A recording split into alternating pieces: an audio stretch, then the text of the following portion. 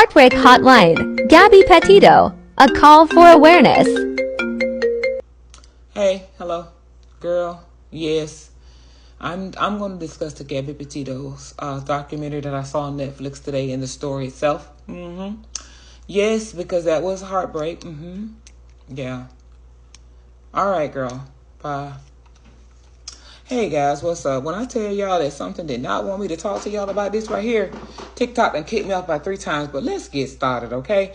I don't know if y'all remember this story, but I am such a fan of investigations and things like that. So when it came out, right, I was there, just glued to it, right? Just watching the story. And then, we found out about her, right?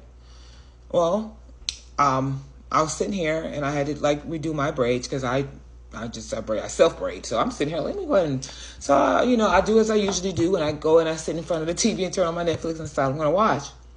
Well, I turned on Netflix and I saw the documentary and I was like, ooh, let me get into it. The documentary completely opened my eyes to the entire situation. Because once everything had been found out about what had happened with her, I kind of just let it go. But the documentary went behind the scenes so we know what was really going on. And the thing about it is that she was suffering in silence. Now, I want you all to let that sink in. A lot of, not only girls, men too, suffer in silence. You go through things and you don't talk about it. She had confidence, right? And towards the end, she had called her ex-boyfriend and told her ex-boyfriend, I'm not happy. She was trying to get out. And she had told her ex-boyfriend she had made a plan. Let that sink in. When she was in the motel, when he had left her, she had called up her ex-boyfriend. The ex-boyfriend on the documentary, y'all go watch it. Okay?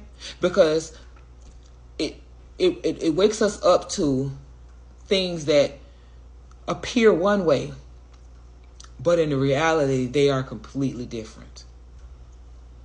And so I wanted to touch on this because I'm a mother of boys and girls. And one thing I talk to them about is things like this. But I have to say, you can't control anybody. You can only plant the seeds and hope they grow. And I can say that she was trying to leave. Okay? So let's get into this. Alrighty, let's get started.